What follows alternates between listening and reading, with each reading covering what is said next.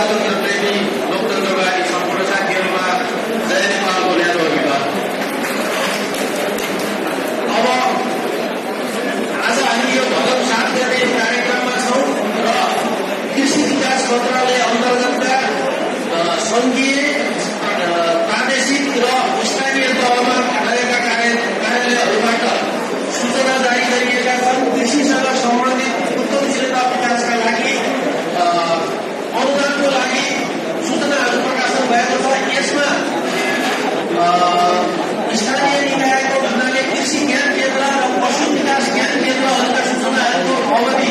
असोज मसान्तसम्म राखिएको हुन्छ भने प्रादेशिक कार्यालयका सूचनाहरूको अनुदान प्राप्त गर्नलाई बिल गर्ने अवधि कार्तिक मसान्त राखिएको हुन्छ भने सङ्घीय कार्यालयहरूका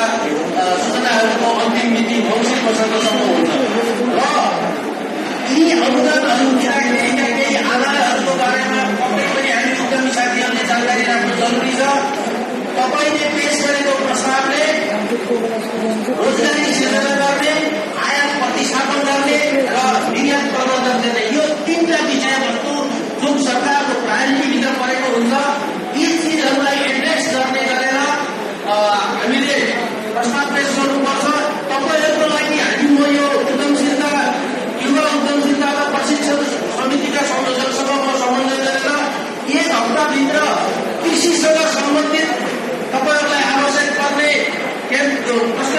प्रस्ताव लेखनको टेम्प्लेट्स हामीले यसको वेबसाइटमा अथवा इमेलहरू मार्फत पनि उद्यमी साथीहरूलाई उपलब्ध गराउन मैले भर्खरै हाम्रो संयोजकसँग टाइम लिएको छु र म आफै पनि नेपाली काङ्ग्रेसको शुभेच्छुक संस्था डेमोक्रेटिक एग्रिकल्चर एसोसिएसनको बागमती प्रदेशको चाहिँ उपाध्यक्ष पनि हुँ र मैले त्यो टेक्निकल समितिसँग समन्वय गर्न गए पनि यहाँहरूलाई आवश्यक पर्ने सम्पूर्ण